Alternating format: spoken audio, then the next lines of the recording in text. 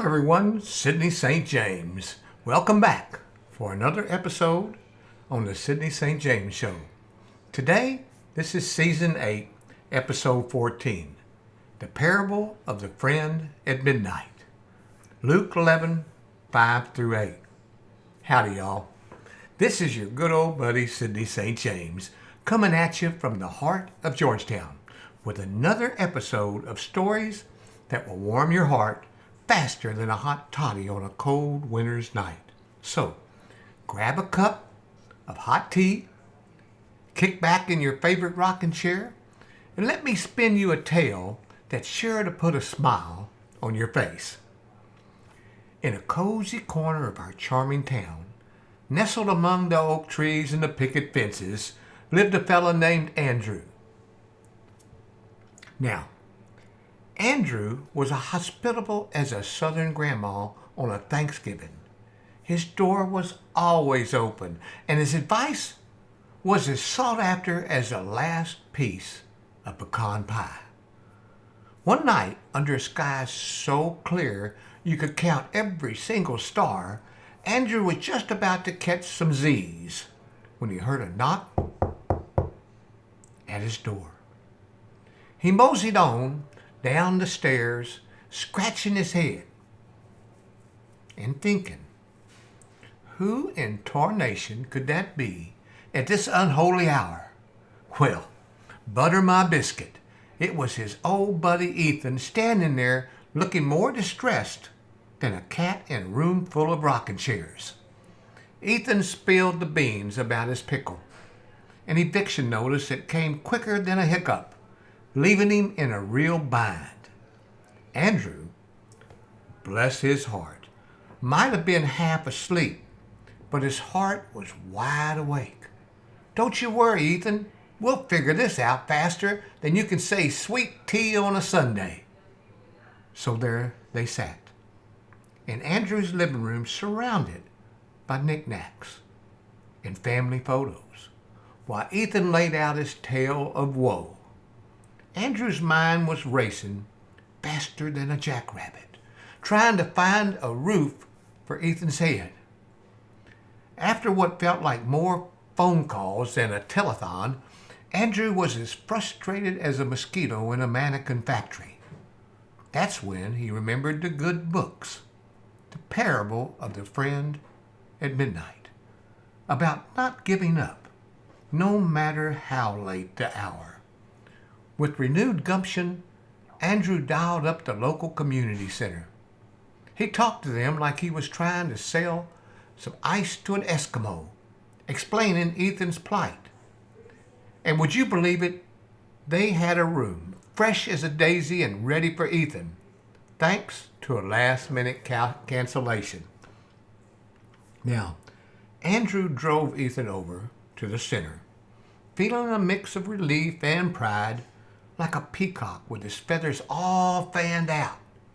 He knew he'd done something good, something right out of the pages of the Bible. In the days that followed, Andrew didn't just rest on his laurels. Nope. He was busier than a one-legged man in a butt-kicking contest, helping Ethan get back on his feet. They tackled paperwork like they were wrestling alligators, and soon enough, Ethan was back to living a life as stable as a table.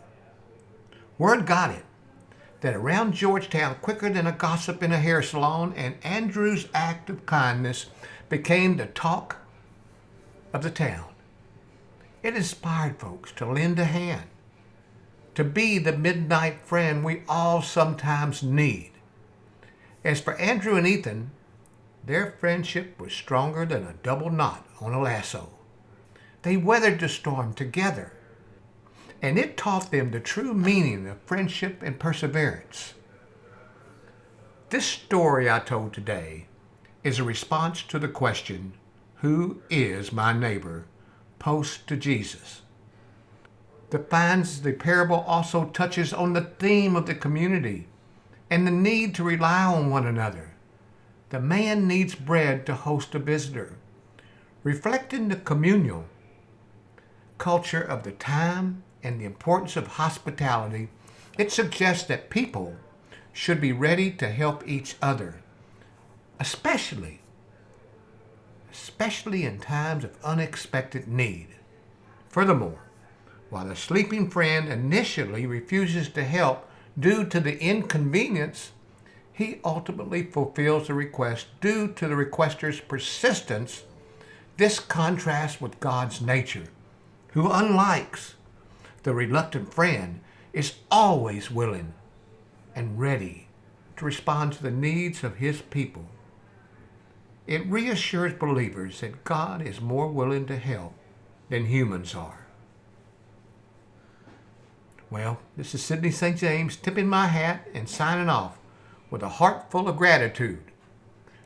Remember, y'all, in a spirit of Christian love and fellowship, to keep your doors open and your hearts even opener. Let's share that Christ-like hospitality and kindness with everyone we meet. And as Jesus said, love one another as I have loved you. So let's put those words into action in our daily lives, okay? Before you head on out, please take a moment to hit that bell right down there below. That tells you like my podcast. It's a small act that goes a long way. And if you haven't yet, be sure to hit subscribe to join our family here. Your support helps spread the good news and warm stories from the heart of Georgetown to more and more people. Don't forget to tune in next week for more tales that uplift and inspire and bring us closer in faith and fellowship.